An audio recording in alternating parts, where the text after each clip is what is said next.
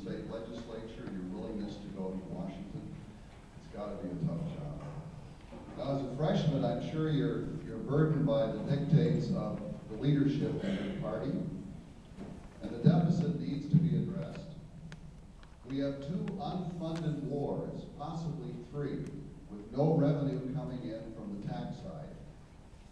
Medicare needs to be reformed, obviously, but your recent vote for the Ryan plan, the budget issue, 2012 budget, actually abolishes Medicare as we know it today for those 54-year-olds. On top of that, if we get a Republican Senate and perhaps a White House, I believe this is a blueprint for what they'd like to do to the current seniors, and you can address that if you would.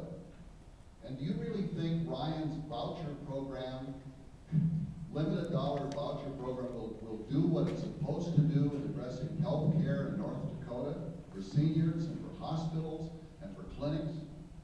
And also on the prescription drug program, one final item.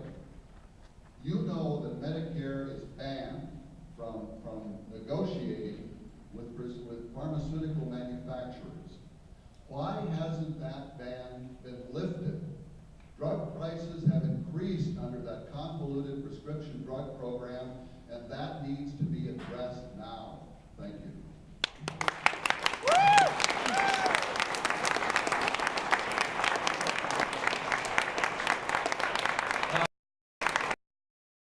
Again, I look at this as a forum to throw ideas out. So again, I don't want to, first of all, there's a lot of misinformation here, and I don't support vouchers. And quite frankly, I brought the House bill that we passed. This is not the Ryan plan. This is not the roadmap for America. And there's about a page here that deals with Medicare. The challenge we have is, again, within Obamacare, there's a IPAD board made up of 15 people that in 2018 hold the spending on Medicare to the rate of inflation. Every economist that looks at that says that's going to dramatically reduce the cost and, in fact, really make services harder for people to get at. So I guess my point is there's several different ideas on how do we fix it, but what is kind of clear to a lot of people, if something's not addressed,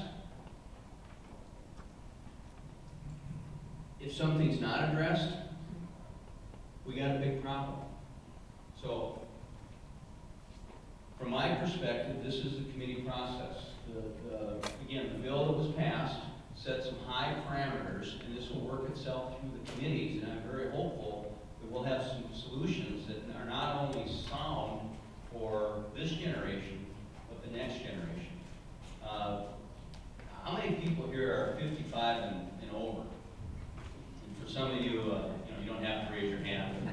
So, because you're certainly younger than 55.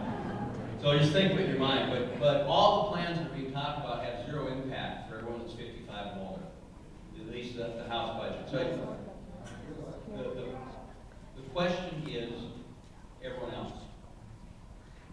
And also the prescription drug restrictions. Drug prices have increased under the convoluted bill that the Republican Congress passed and the President pushed through during the Bush administration. Why is that restriction in place? Because Pharma likes the $2 million salary they gave at $30,000 to the Republican legislator from Louisiana. I guess I don't know about bills, but yeah, no. Yeah. But I'm a big believer in competition. I think that's the only thing that's going to bring. I mean, first of all, I'd like to say too, our healthcare has to be reformed. As many of you know, my wife's a family practice doctor here in Fargo, and what we need to do is have a system that is more responsive to the individual and doesn't put government between the doctor and the patient, but also is driven based on outcomes. Insurance does that. No, sure. But I mean, there are things that need to be reformed in insurance as well. I understand that. There's no question. This is not a one silver bullet fix, but quite frankly, it's a fix that's going to require Republicans and Democrats to come together. The fix has got to be done in forums like this where people can weigh in on it, not behind closed doors. So we'll go to more questions. Hi, Representative Berg.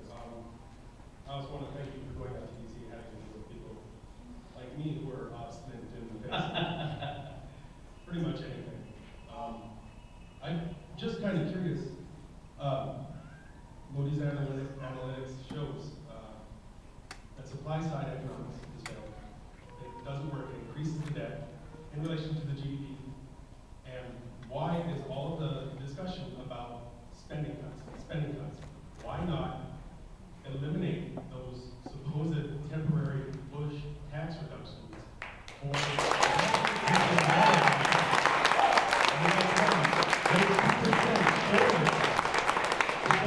little bit of the wonderful country that is America? Okay, so the tax reductions were passed in December by Democrats and Republicans. You're saying those should be eliminated? Yes, absolutely. See, this They is, were extended. right. They were extended for 2 years. And this is actually the fundamental battle out there, quite frankly. There's two views of thought. And one thought is we should borrow more, spend more, and that somehow is going to jumpstart our economy. Now, if we look at the facts, what happened when we increased our spending by $1 trillion, our unemployment went up over 10%, and it didn't have the economy come back.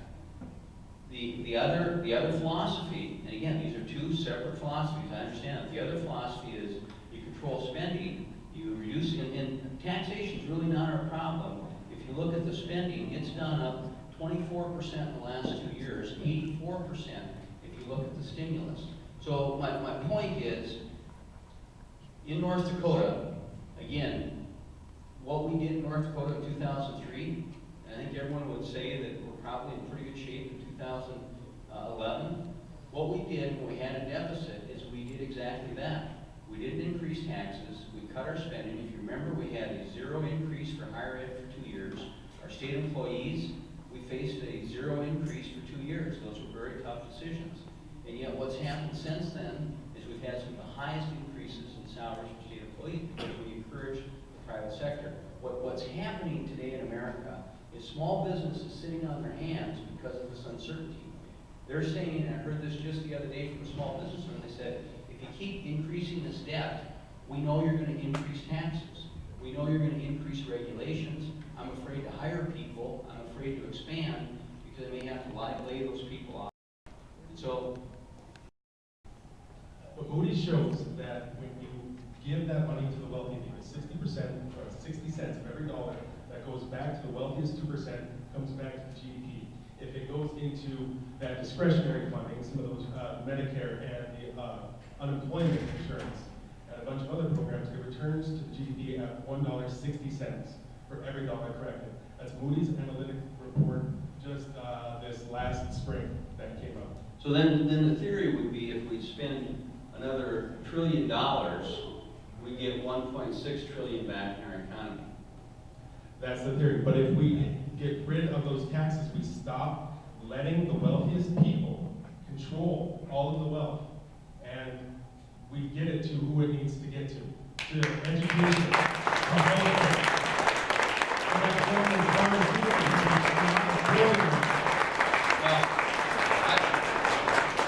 I can see why my predecessor didn't want to do a lot of town halls. No, again, I appreciate your perspective. The problem is the facts don't necessarily prove that. I tell you, I've got a friend, our chairman of our committee, Ways and Means, from Michigan. I mean, they are devastated there. We're seeing across this country, not 3.5% or 5% or 8%, but we're seeing real unemployment of well over 10%.